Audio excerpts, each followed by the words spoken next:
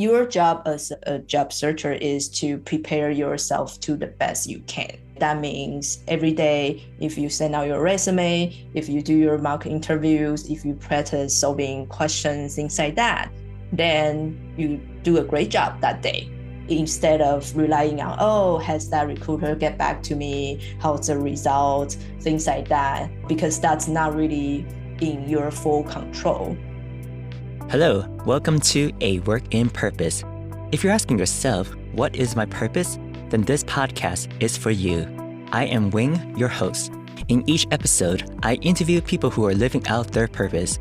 I share their journey and the wisdom they've learned along the way so you too can discover and start living out your purpose. If you've heard from the last episode, I was laid off a few months ago. I know many of you might be going through a job loss too, or maybe you're searching for a new job. That's why I'm excited to continue with part 2 of our 3-part series of interviews with career coaches so you can gain practical advice on how to navigate this difficult time while still getting closer to your purpose. I have to admit, I've lost jobs before. I've been through the emotional roller coaster of job searching too, but this time it's hitting me differently. When I get a rejection email now, I don't get the heart-sinking feeling like I used to. When I've invested an immense amount of time and energy to make it to the final round, and I still didn't get the job, sure, I was disappointed, and yes, I was frustrated for a while, but somehow I was able to move through it much quicker than before and regain my confidence faster. And it's thanks in part to all the great advice from our next career guest coach. Our guest this episode is Wen Hsu, a best-selling author and founder of Wen Coaching. After over 15 years of engineering leadership experience in the tech industry, Wen realized she felt lost and unfulfilled. As an immigrant woman, Wen knew firsthand the challenges immigrant women leaders face in their career. After having gone through a layoff herself, Wen rediscovered her authentic self and created her own career path of coaching others on how to shatter the career ceiling and find fulfillment, especially for immigrant women leaders. In this episode, Wen shares a lot of practical advice on how to handle the job search process, including dealing with rejection, stress, and pressure. She provides tips on regaining your confidence, adopting the right mindset for interviews, and starting a new job on the right foot. As always, we'll also dive deep into Wen's own journey of discovering her own purpose and the steps she took to get there. So, if you're looking for practical advice and insights to help you navigate this challenging time and thrive, this episode is for you. So let's get started. Hello, welcome to A Work in Purpose podcast, Wen Hsu. I'm so excited to have you on. Thank you, Wing. I'm excited to be here too. So you are a career and leadership coach for immigrant women, and you help them to thrive in their career and in life. Can you share with us a little background about what you do as a career and leadership coach?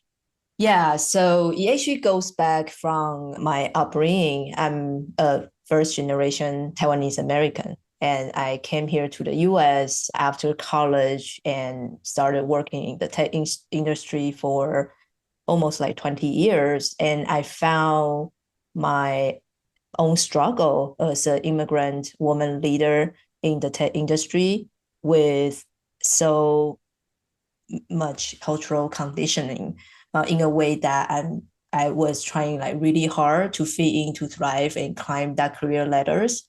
And I run into obstacles and struggles here and there, feeling like I need to almost like present myself a certain way to be perceived as a leader. I think especially in the tech industry where it works somehow, but at the same time, I feel like every time when I get promoted, I really left out a part of me.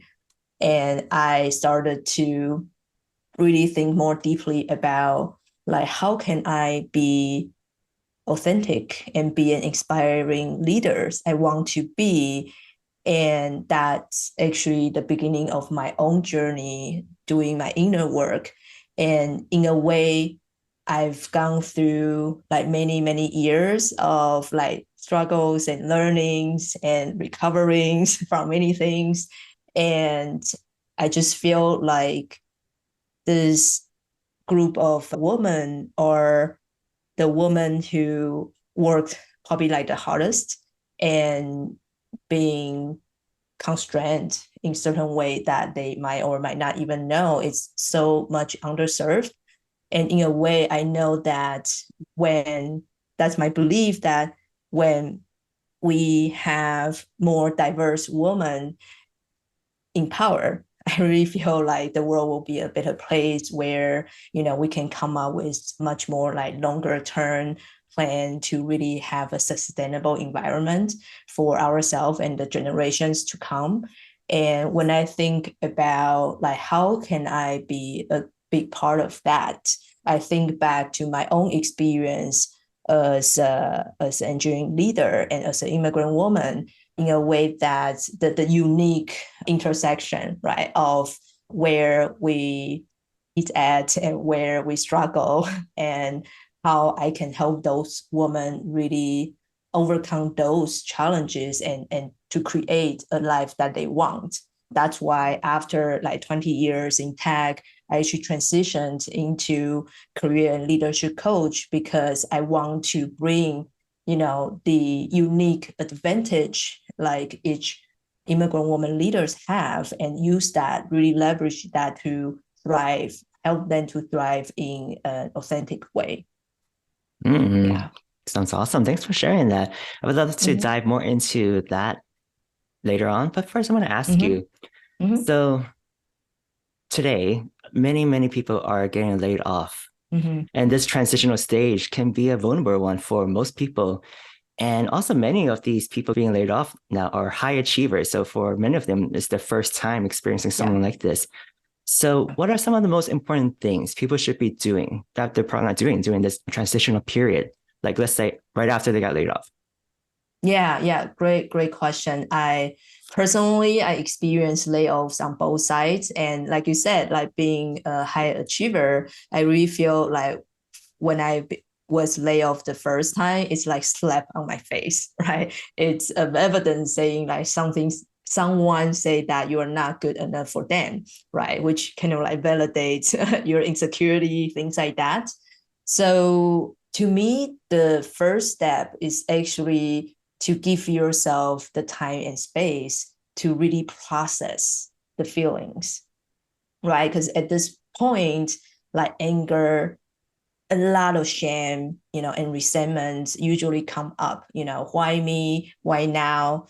Like what can I do to change it? I wish I have done something differently, right? So all those thoughts are triggering and keep us at the stage where it's emotionally draining with so much judgment toward ourselves, if not others. And so it is completely normal to feel that way. And the one thing is to really understand that mostly it's not about you, right? Politics, economics, so many different reasons. It has nothing to do with how much everyone is worth. And in that sense, really allow yourself to feel it.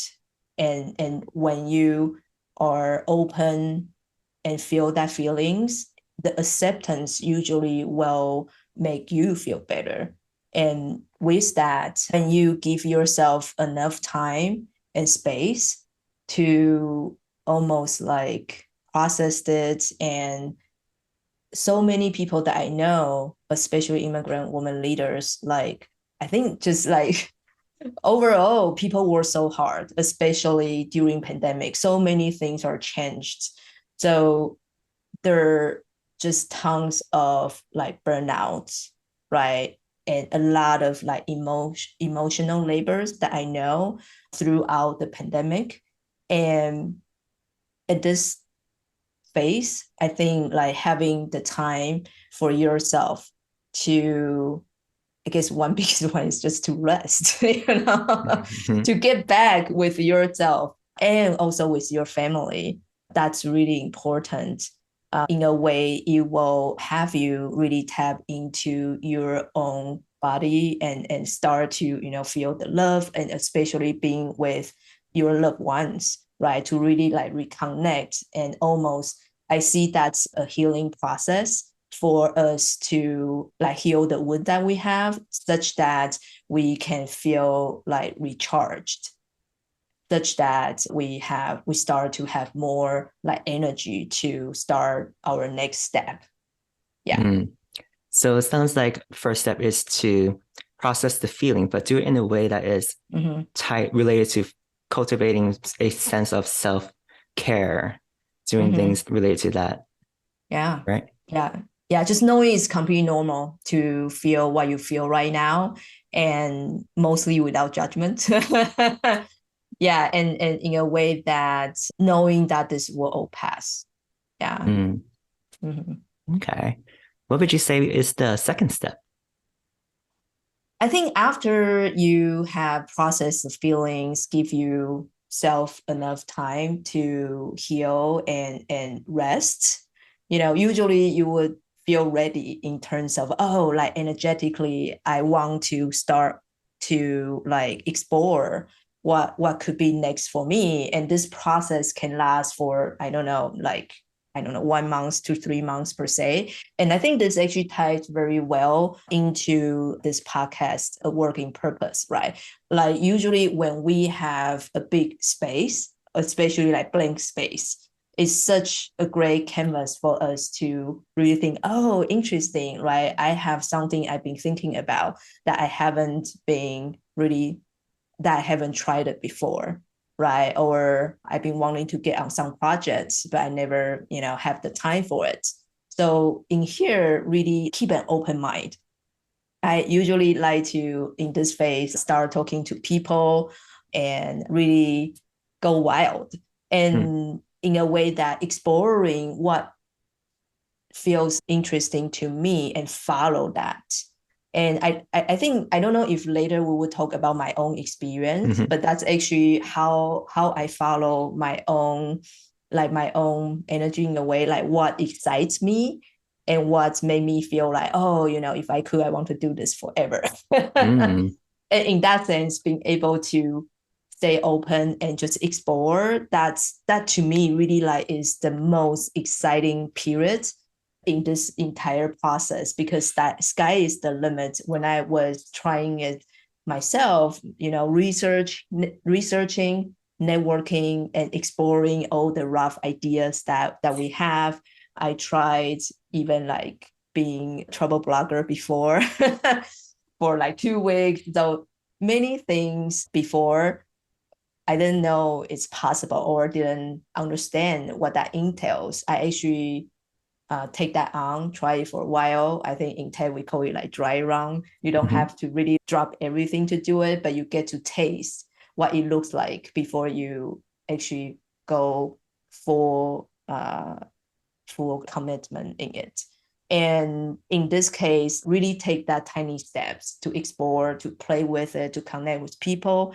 And every step that you take, it will give you a little bit more information, especially about yourself, like what makes your heart sing and what you really don't enjoy in that sense. So, and also I did a lot of information interview when I was trying things out in terms of really understand what that new thing look like and how would other people who have done similar transition would recommend me to do from where I am. So from there, I can actually get a lot of ideas in terms of, oh, what would be the next, small step that I can take to find out more. And kind of like I give myself a few months of those times to really just go wild and explore. It's so much fun if we really stay open and connect with people. I love that. So having a mindset of curiosity and exploration is something that people should adopt right after they get laid off, sounds like. But for many people, I would imagine their immediate thought is, oh, I must find a new job immediately. And I need to start applying and you do X, Y, and Z. And then they don't take the time to do what you just mentioned. What sort of advice would you give for someone who has that sort of mentality? Yeah, great question. I still remember first time when I quit my first job. Well, not first job, but quit my job for the first time, right? Without any income. It was scary. So I understand the stress of not having income. And I think especially for me, there is a sense of self-worth that's tied to either the income, right, the money coming in, or the achievement or contributions, right, that I get to do day in and day out. And if I lost that, like, what does that mean to me? Like, in a way, I almost feel like I lost a sense of my identity, right? So I completely understand kind of some of the internal block that comes up at that phase. And I think having that space for yourself is important because I think many of us can actually observe our patterns, kind of the default patterns, where if we just dive into something and basically say yes to the first job that coming our way, and I did that a few times, right? And I think we miss an important learning, right? What's not working from me before. We didn't really give ourselves the time to dive in. And then second part is, what is it that I really want, right? Like, without exploring those two, we're like shooting in the dark, hoping that, we will get jetpack at some point, but in a way, it's a bit more directionless, right? And when you get laid off and dive immediately into job search, the energy that you carry usually is not optimum. In a way, there's so much shame and doubt for yourself, and the neediness, wanting to sell yourself. That would be usually like the perspective when people immediately lose a job and go back to job market. So they don't give themselves enough time to really find out what's their true priorities, and give them, be patient in terms of actually finding out what will really work for them next. Yeah. Great. Okay. So let's say someone goes through this curiosity and exploration period. What should they do after that once they kind of have some exciting ideas that inspires them? Yeah. So at this moment, really, like, after you have some idea, try it out. Like I said, there are actually many different possibilities that can play out. And when we follow our curiosity, we find out more information, not only about ourselves, like what we enjoy, what we don't. We also make connections with people, and we build relationships, right? And at the same time, you also let other people know what is it that you are looking for, so they can also kind of keep an eye out for you, things like that. So when we have some ideas about where we're heading to, it's really then about we start to enter the phase of creation. Now we're like in the new game, right? Like, we want to start creating that opportunities for us.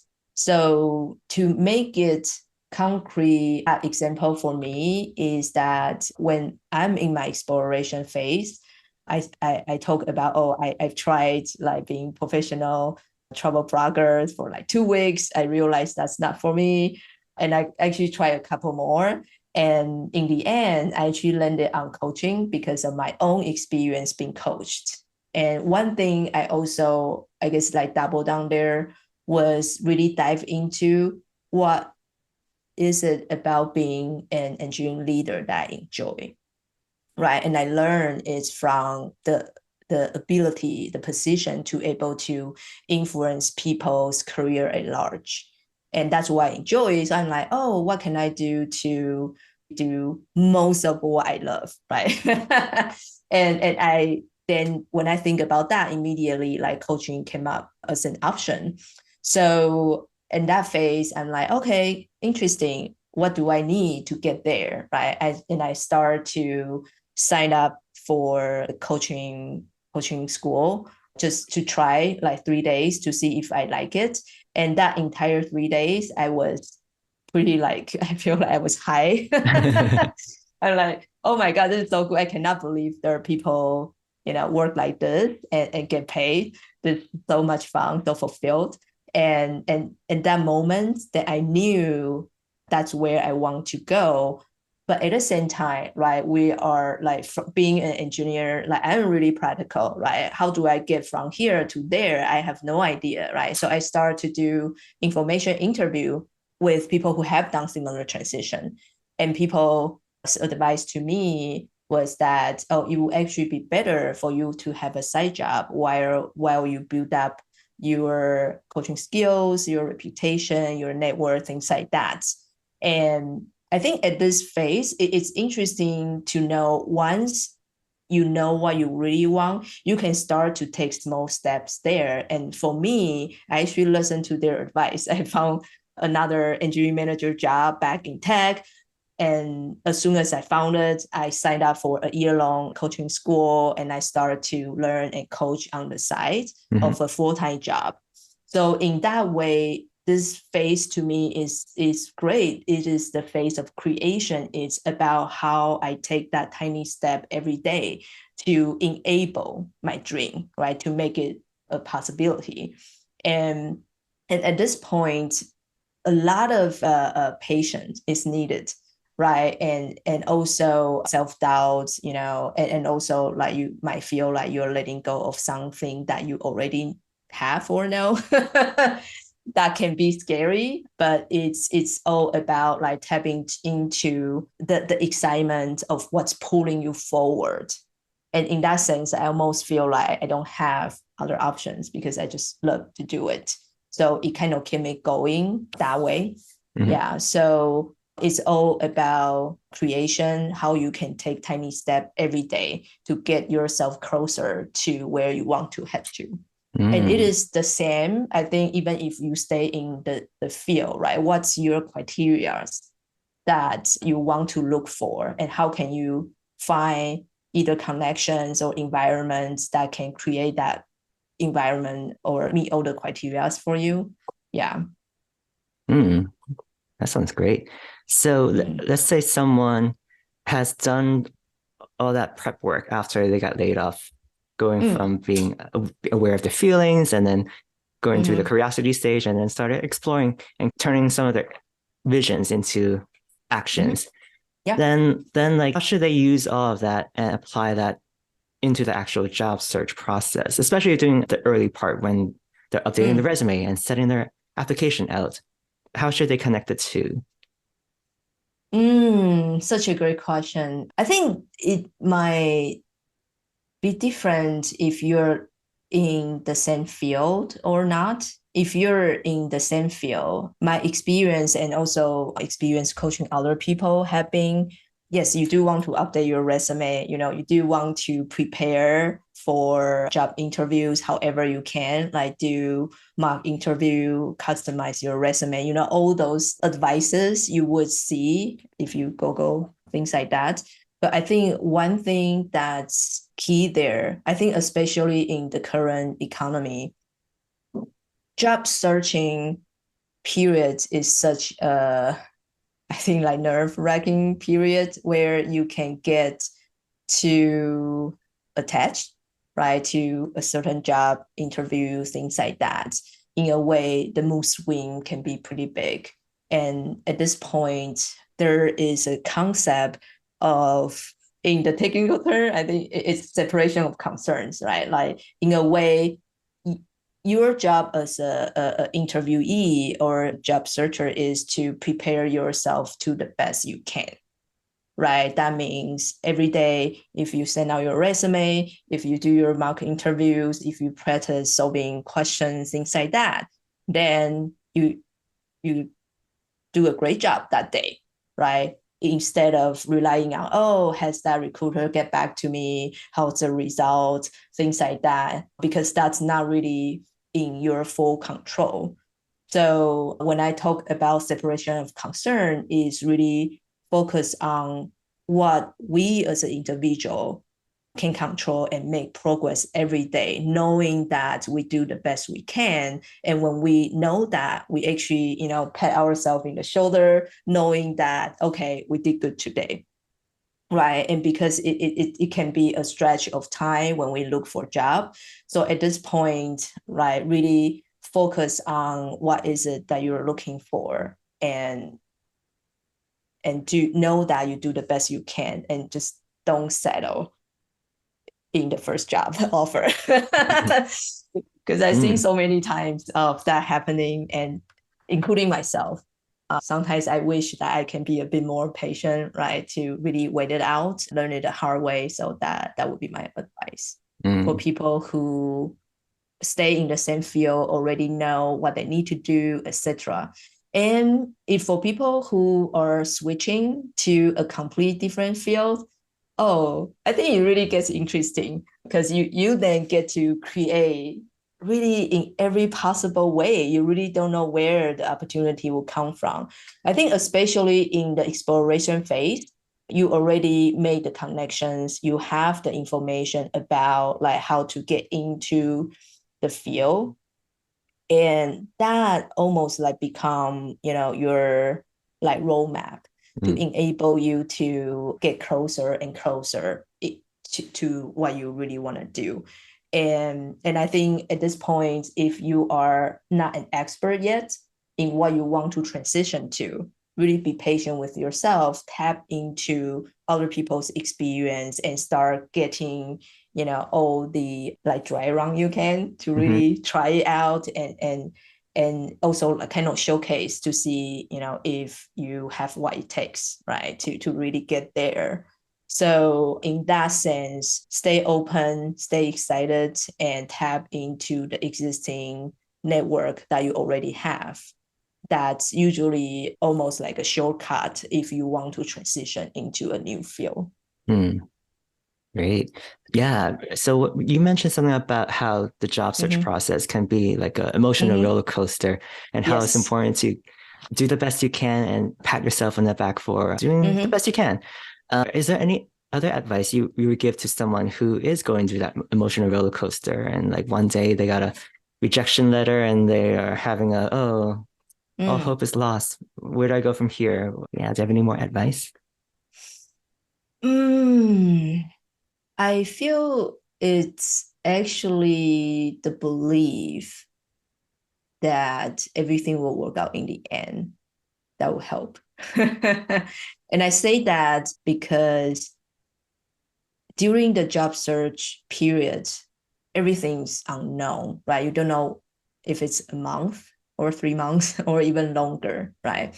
But when you have, and I think when we are in the stress of, oh, I gotta find a job like now or within 3 months, that's push us into more of, I would say, like scarcity mindset, where you continue to build up the stress on yourself, which, as you know, doesn't help at all.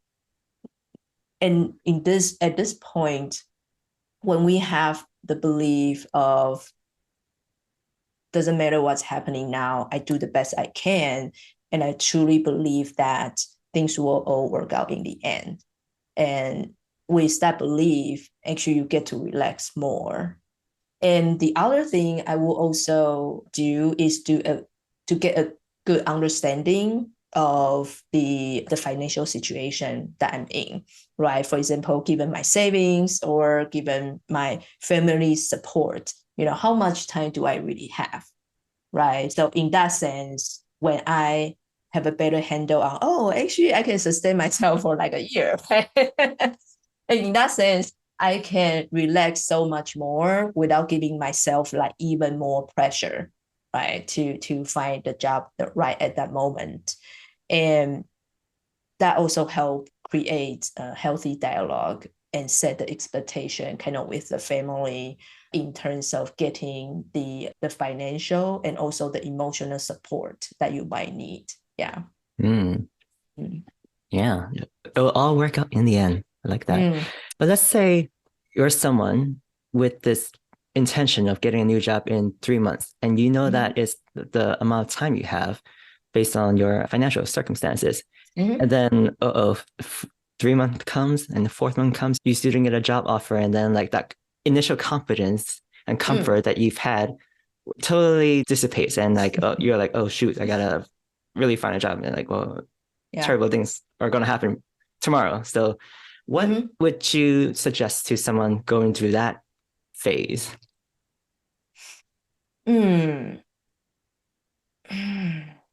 That's a great question. I actually have friends who kind of experience that.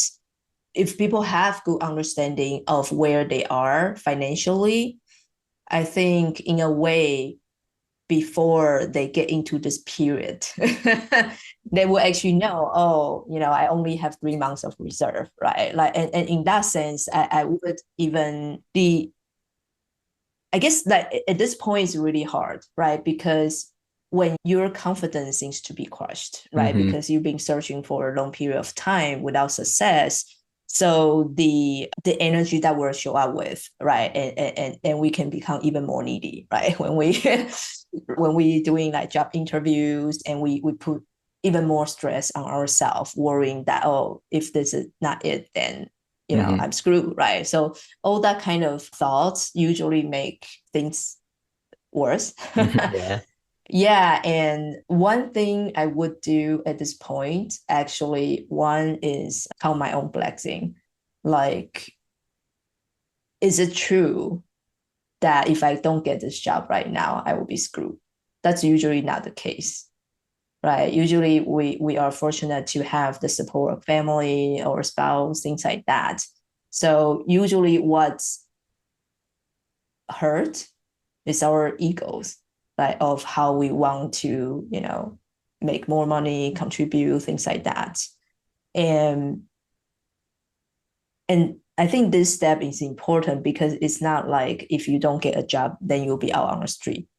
And I hope that's the case for the listeners who are experiencing this phase. And that can actually give you a little bit more energy back, knowing that it's actually not that bad. And the other thing I will actually do is actually just start working on something that would bring in money. We can be more resourceful. So like, for example, for me as a coach, like I only get paid when I sign new contract, right? But I never want to come from a needy place because that kind of energy kind of push people away. And also I don't perform at my best when I come from that space, right? So there is the concept of like sexy project, which is what I love to do, and money project, which is what can also brings me money. So in that sense, like what can I do can brings me money such that I don't put myself in the needy state when I, reach out to people and continue to create my business. So having some money coming can actually relieve a bit of that money stress that people experience and feeling a bit better. But of course, this is kind of like you also need to think about how you can still move forward, right? Even if you diverge a bit. I really like, especially in the exploration phase where you already know what is it that you want, and having that almost like be your long-term game, in a way that when you move slow progress there, you will know like every day you are heading towards somewhere instead of feeling like directionless, right? Like for me to switch to coaching full time, like it took me like maybe like 3 years. On the side, I'm doing it like what I did with a full-time job. But even then, I knew every day I'm taking some steps to create the life that I want eventually. So I think having a clear idea on your end goals in a way also help you. So you know some of the detours that you need to make right now, it's okay, right? Because what matter is you are taking those steps to create the the life that you desire. Mm, Yeah. thank you. That's great practical advice. Yeah, to like Mm. work on replenishing your financial reserves, but still staying focused on the long-term goals. And you Mm-hmm. don't have to be mutually exclusive, really. Yeah. Yeah. I want to move forward to talk about the next stage of the job search process, which is the interviewing process.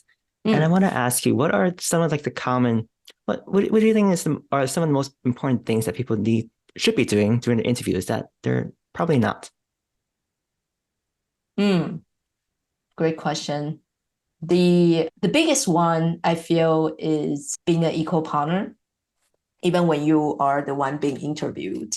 Because when people are job searching, they often feel like they're the one who is trying to sell themselves, right? So they're at disadvantage. Mm, But that's not true, because you also want to look for a company, right, that works for you, that's aligned with your values, etc. So the benefit is actually like, what's that word?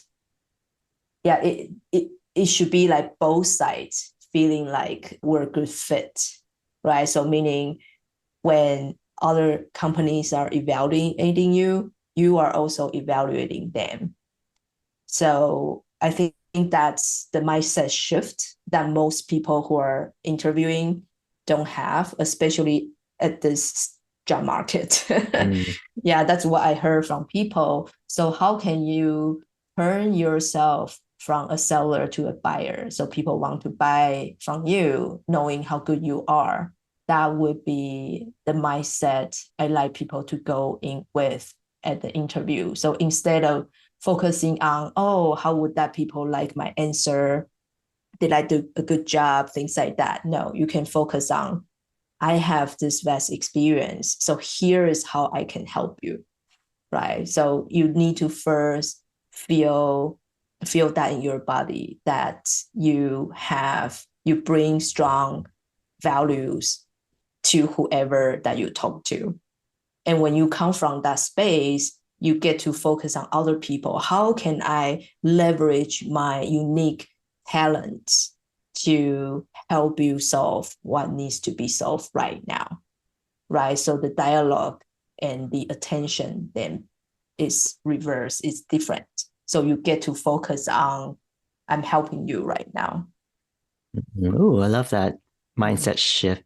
How can someone apply that? Like, so interviewing for a lot of people feels Mm-hmm. inauthentic. Like they're not Mm-hmm. used to boasting about their accomplishments and talking about what values they can bring. So what would you Mm-hmm. say are some exercises they can do to be able to go to these companies and be like, hey, this is what I've done and this is what I can offer your company?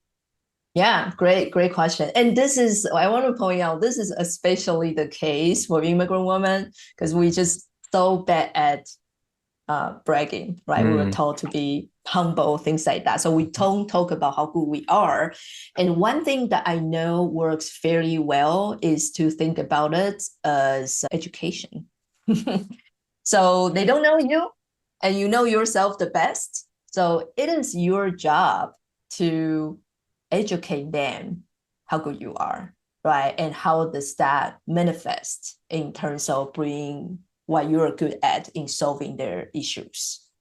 Yeah, so that's kind of like how I would come in, thinking that I'm actually educating them in terms of what I know. Because I think oftentimes, if we don't speak up, if we don't talk about it, no one would know. And that's just the fact, right? So you are the only one who is capable and in the best position to educate others of, how good you are, what's your achievement, and given that situation, how would you solve it? mm, Yeah. love that. How to educate them. Are there Mm-hmm. any type of like phrases that or structure of how someone who's practicing at home on, hey, I'm Mm. gonna practice how to educate my interviewer about my background and accomplishments. What sort of how should I go about that? Yeah, I think from both sides. I don't know if you heard about like the START interview method. Mm-hmm. Right. So pretty much it is, and they ask you a situational question like, hey, what would you do? Or tell me about a time when things like that. Then you start with, oh, yeah, the situation is, I was at work and this happened. And then the key is the task, right? You explain, as a senior engineer, my responsibility in this situation is to do X, right? But given the situation, I took those actions. That's the A part. I took those actions and steps to overcome the challenge, etc. And then here is the result once I take that action. And it's I think like because I've been interviewed, like being an interviewee and interviewer quite a lot. So I feel like this is almost like the structure people kind of expect. It's clear. But at the same time, you want to practice that given your inventory of work history, right? What might fit into this, so you can practice way ahead of time, knowing how you tease apart and what example might fit the best into the questions and scenarios that they ask.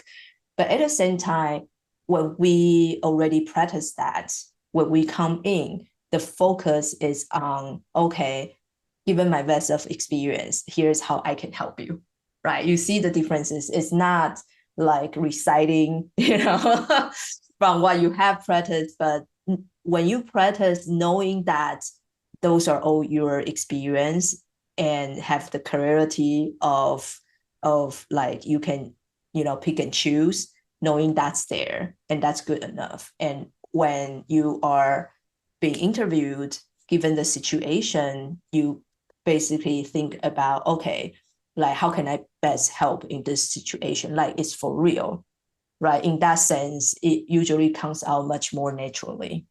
So it sounds like there are two steps. One would be to be prepared with the STAR, like situation, task, action, and results, and then close it with like, and here's how I would apply that in this role to help the company or whatever succeed. Is that correct? It depends on how the question is asked and the situation. And usually answering the STAR framework should be good enough. And I add on the last part because I knew sometimes people over prepare and it feels like a script. Right. Okay. Yeah. And that's where I feel like, oh, when you practice, you already know those are your experience. No one can take that away from you. So when you're being interviewed, you just relax, right? Just pick from your inventory what will work for you best in that scenario. Great. So let's say someone went into the interview and did a great job, and then they got a job offer. Yay.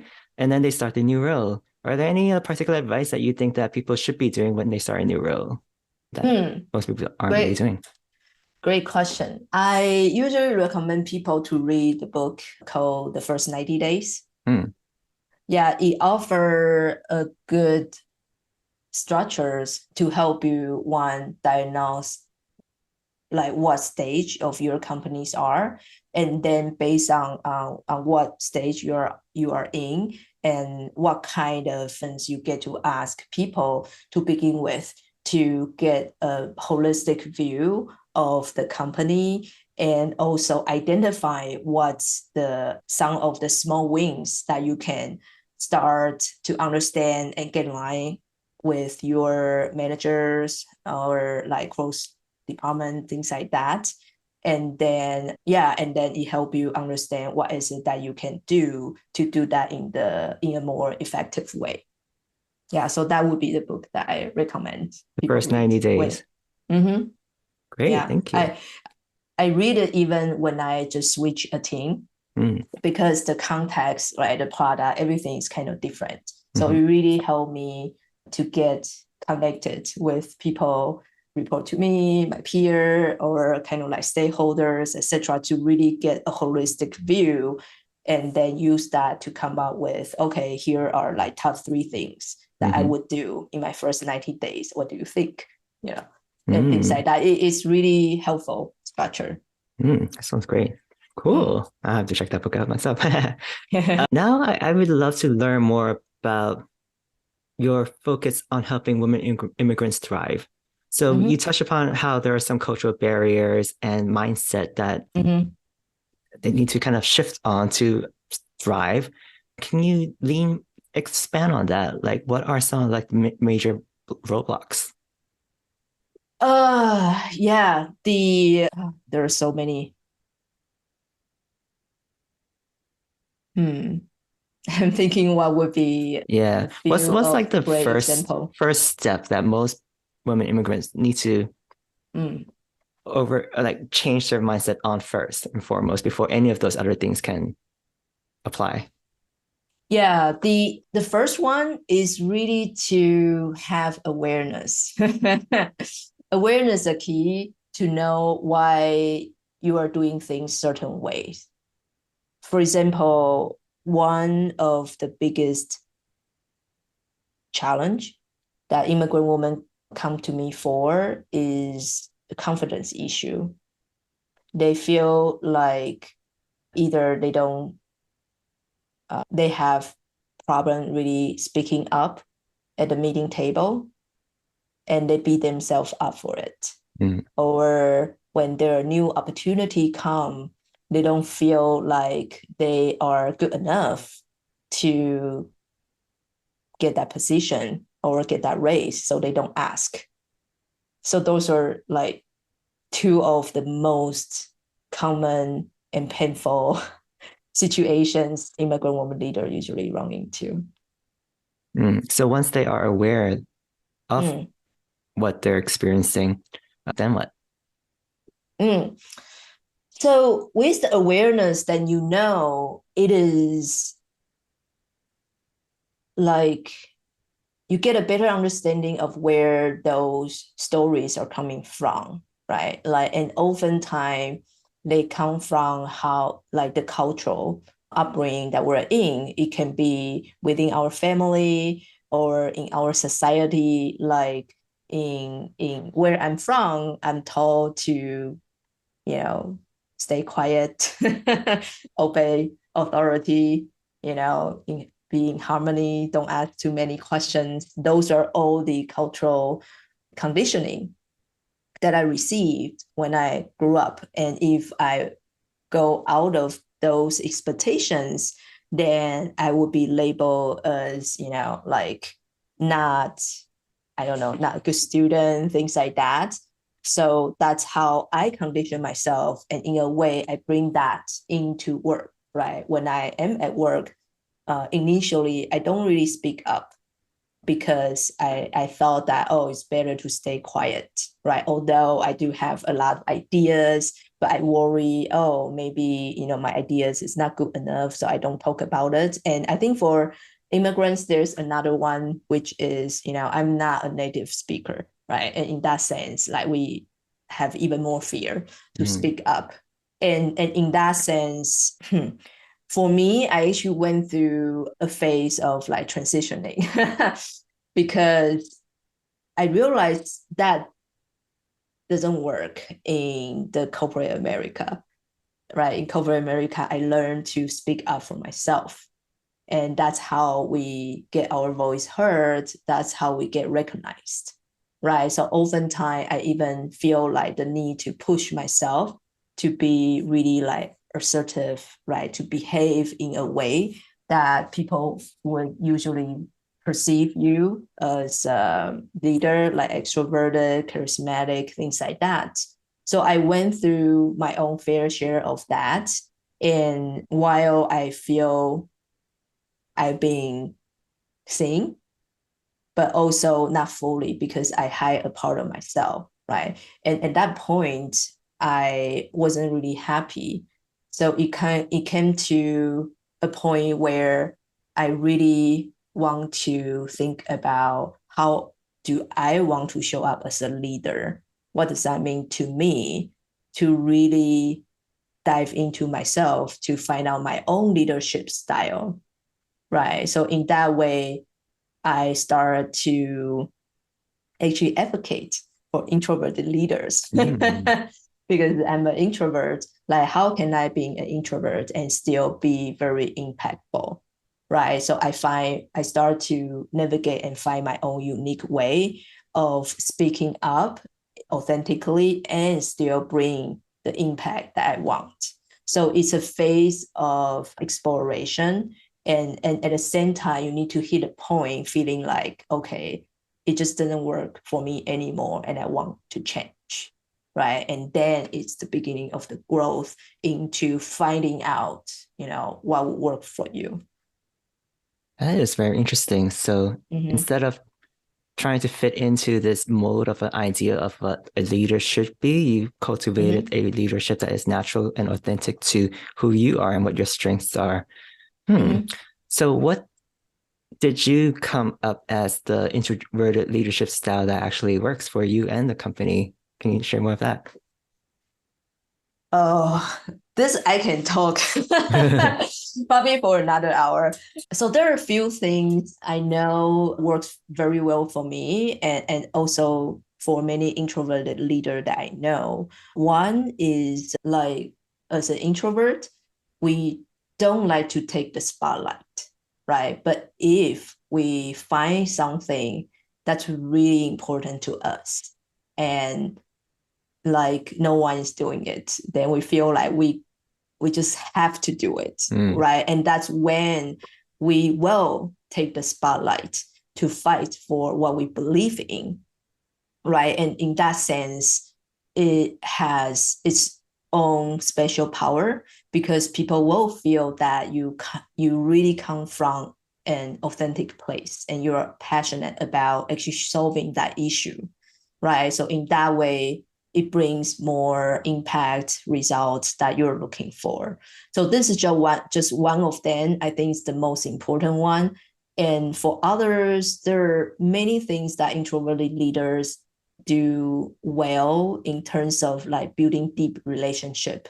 So I feel like for me, that's what I truly enjoy, building like one-on-one relationship to really getting to know people. That's usually so much deeper than, what others would be able to form the relationship in like a party kind of setting. And so I think introverted leaders are really good at that. And the other one is because we are observant and we usually leave space for other people to really explore and like do their best. So in a way, usually for introverted leader, we have this servant leadership type of style where we really enable strong individuals to thrive in the way that they can, and we kind of support in the background that way. So I know introvert leader can be really, really great manager in terms of really building up a very effective team that way. Yeah, those are just few examples. I can keep going. No, that's great. So it sounds like the gist of it, at the core of it, is introverted leaders should take the more proactive step to build these one-on-one connection with people in general. And like, don't wait for them to invite you out for coffee, but just like, hey, let's go get coffee and get to know them, build that relationship, and then make that the strategy, per se. I almost feel like even that, it would be, I don't know. Whenever I make connection, I always wanted to come from a genuine place, right? So I want to, if I go to a party, I usually tell myself, okay, if I make one deep connection, then I'm good. So in that sense, then how can I stay curious about like finding that one person or one topic, that I'm really passionate about and use that to truly connect with people authentically. Yeah. And usually it just flow much more naturally there. Yeah. Yeah. Great. Yeah. Makes a lot of sense. That resonates with me because I think that's what I naturally do. I'm an introvert too. So yeah. See, great. So I want to transition from your focus on helping immigrant women thrive to connect with your personal purpose. And at what point, but before, like very quickly, how would you define purpose? That's a great question and big question.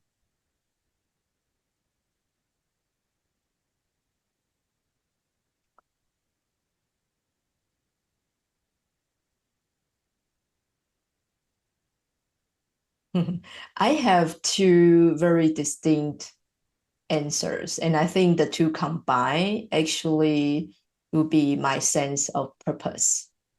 One is having something that I feel worth doing and worth spending my next 25 years on. Mm-hmm. Yeah. So thinking that way, it really helped me in terms of one, finding something that I really passionate about, right?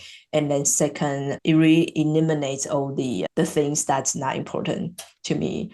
And the other side of it, I actually think that if by end of day, if I feel like I am like expanding and being the most loving people that I can toward my main purpose, which is the thing that I'm willing to spend 25 years on, then I would say that's, that would be a good day for me. And that would be me living my purpose every day.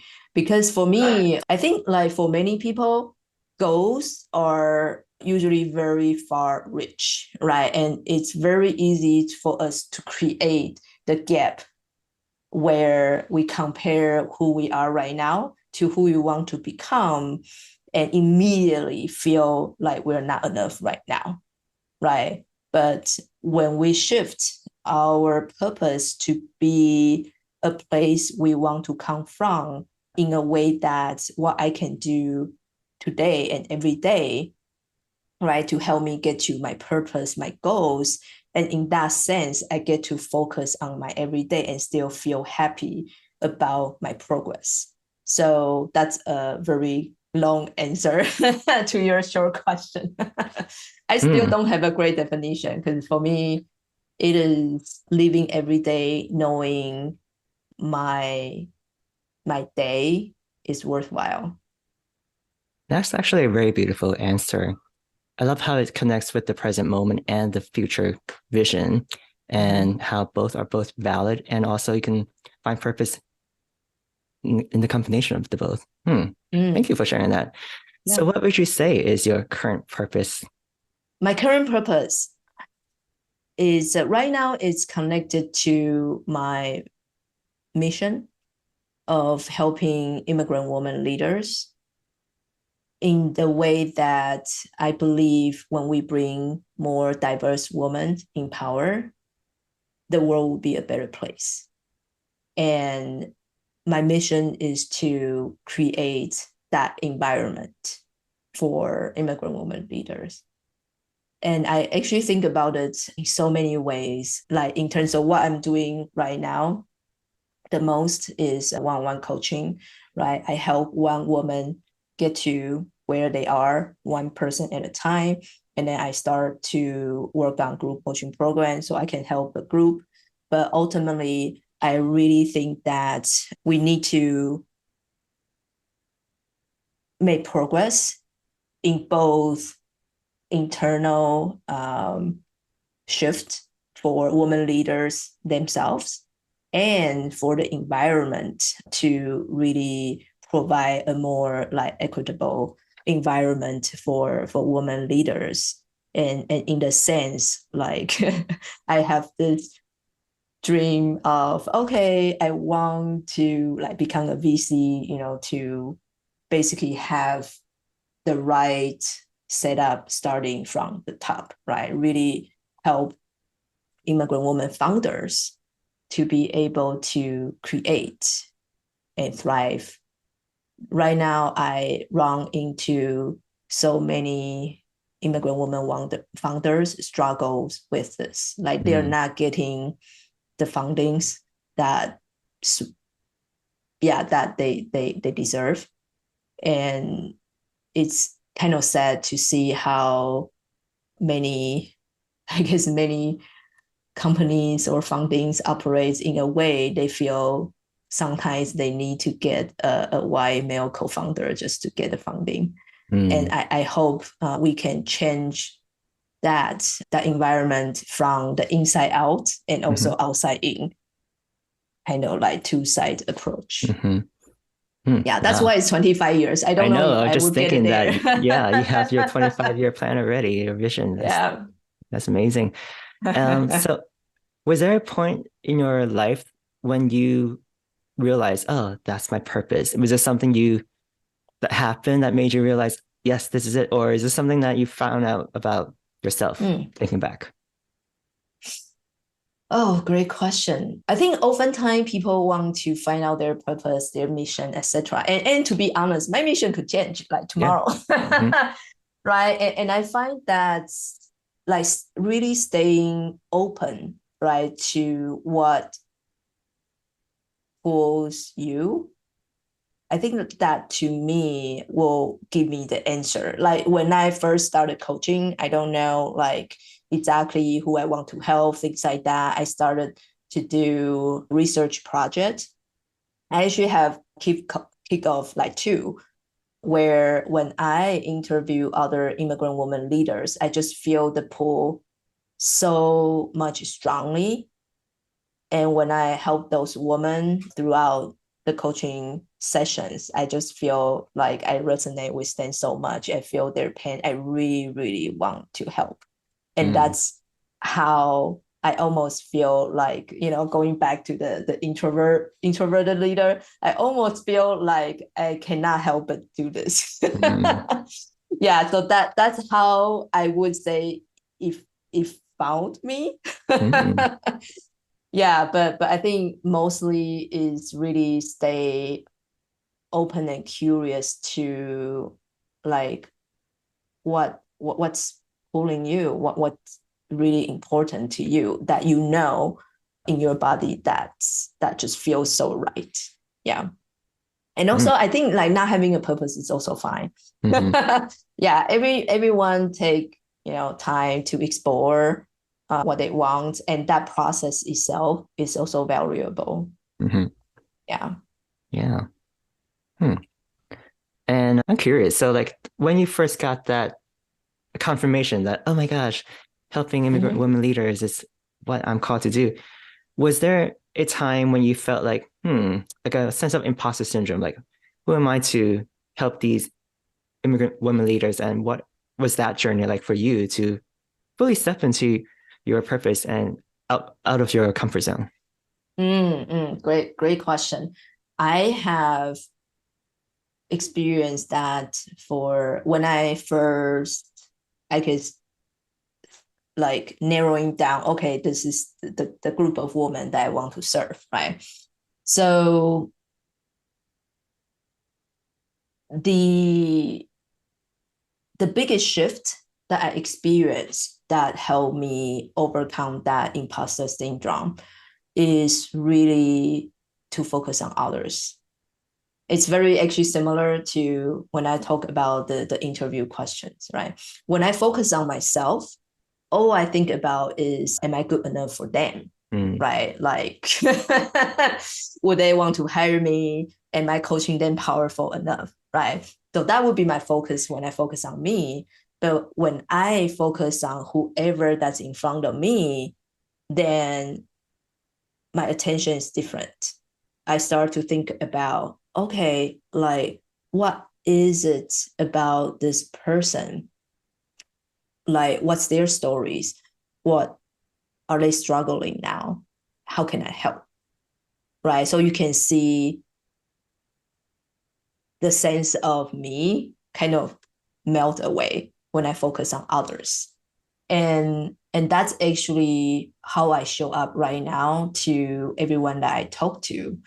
So in a way, I know I'm a good coach and I know I can help them, and that's good enough. And the rest is more like, how can I help you? How can I serve you in the best way I can today to make the time that we're together really worthwhile? And that's it. So it doesn't matter if they're like individual contributor or they're the founders, they're the VPs. It's the same because we're all human beings. We all have our own set of problems. Love that. Thank you for sharing. So if I'm someone who is on my journey to find out what my purpose is, what is one advice you would give to that person? I'm thinking the first one is actually you're exactly at where you need to be, because I feel like when we ask the question like, oh, what is my purpose? There is sense of lack, like I'm kind of incomplete without it. I actually don't think that's the case. You can make your purpose as the journey of finding your purpose in that case, right? I think what's important is finding what pulls you, right, energetically, and stay curious about like how you feel. Yeah, I think that's such a lost art that we human have. Yeah, and I think as long as you follow that, what's pulling you emotionally, energetically, ultimately you will find out like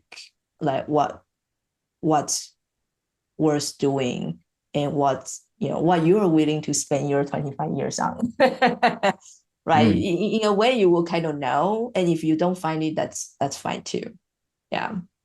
Yeah. Is that opposite of what your podcast is trying to advocate?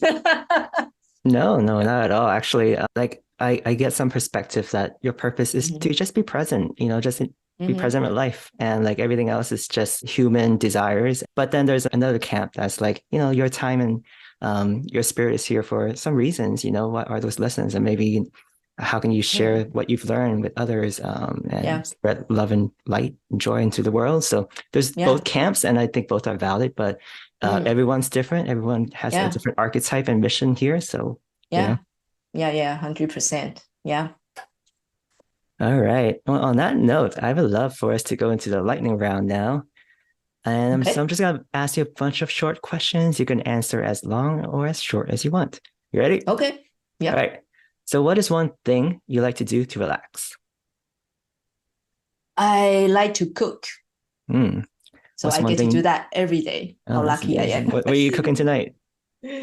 Oh, tonight we're actually going out to celebrate. Yeah. So what are you celebrating? It's my, basically my friend is buying a house and that just wrapped up today. It's signed today. Oh, awesome. So we're out celebrating it. Nice. Sounds fun. Well, yeah. What's one thing you like to do for fun? For fun? So cooking is fun for me. I like to hike as well. Nice. What is one thing that makes you enthusiastic? When I talk about coaching. I can tell. Yeah, or when I talk about like immigrant women leaders, that both I'm like, I can spend whole day. Yeah. What is one habit you always do for a great day? Great question. I actually do many things every day. It's my routine. One thing I think is helpful, not only bad day or a good day. Well, I should say good day, especially bad day, is I always end my day with what's 3 wins I have for today. Nice. What is one habit you are working on? One habit that will be doing yoga. I'm so bad at it. Not consistent. Yeah. What's the most important lesson you've ever learned? What's like the first thing that comes to mind? The first thing came to mind is how I need to say no's to others to enable a bigger yes to myself. Can you expand on that?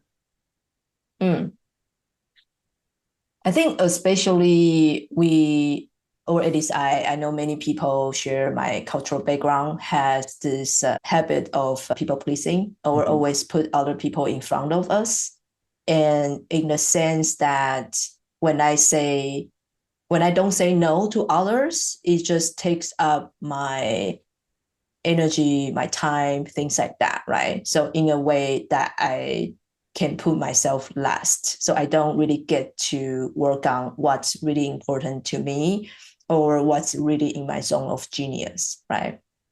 So I learned when I first get in touch with coaching is to say no's to others. So I can enable me to bigger yes to myself. And in that time, it was actually quitting my job and took a year of break to like travel, to be with my family, and to give me time to explore what's next for me. And I have those visions for a long time, but I didn't dare to do it. And it's not until when I was with my coach, when I learned that I really need to say no to others, then I can enable me to fulfill my own vision. Yeah. Thank you. Yeah, I love that. It's great advice. What's a book that changed your life? Change my life. Oh, there are so many books. Or three. What's one book? Yeah, because I feel like as I am work in progress in every phase of my life, I'm lucky to come across different books that really lead me to the next phase. Okay. So the first one that I have, my earliest memory that really make a big shift is the 7 Habits of Highly Effective People. And it's interesting, that's actually the beginning of my inner journey to how I can be a master of myself and be a leader with others and with everything on top to make it a full circle. So I do find that book is pretty great for anyone who want to significantly shift how they see themselves and the world. Yeah. Yeah, so that's a very powerful foundational book. I should reread it. It's been so long. If you're not doing what you are doing today, what would you be doing instead? Great question. It's hard for me imagine not to coach because I'm like, I want to coach for life. But if I don't coach, I would most likely be traveling to places.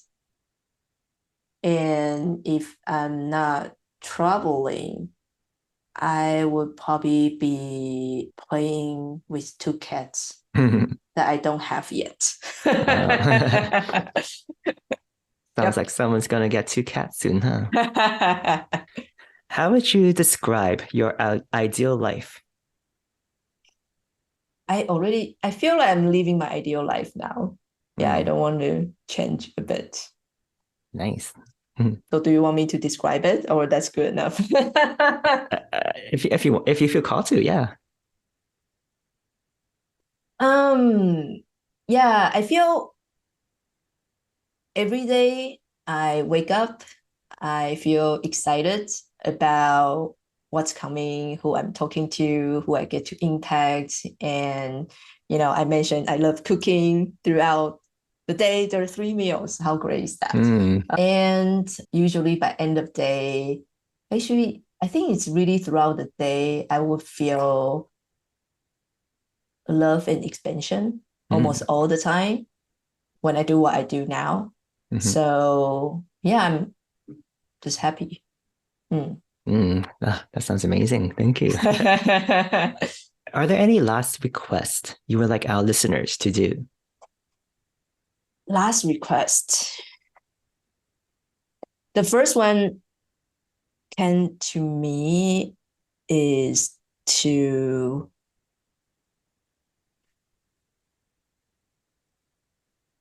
really is to love yourself more. I feel that's what the world needs the most from you, because when we love ourselves more, we don't rely on anything external to make us happy. And in turn, you get to inspire whoever that's around you to do the same. Yeah, that would be my humble request. I love that. Yes. Thank you. Where can people find you? Yeah, I'm fairly active on LinkedIn. So if you search Wen Hsu, Wenhsu, you should find me, or Wen Coaching. That's the name of my business. And yeah, and my website is wencoaching.com. So you can also find me there. Great. I'll be sure to add all those links in the show notes. Oh, Wen, thank you so much for being part of a Work in Purpose podcast. I really enjoy our conversation and hearing all your inspiring stories and insights. So thank you so much for coming on. Yeah, thank you, Wing. Like, it's really my pleasure. Yeah, I really enjoyed the conversation. Hey. Hey.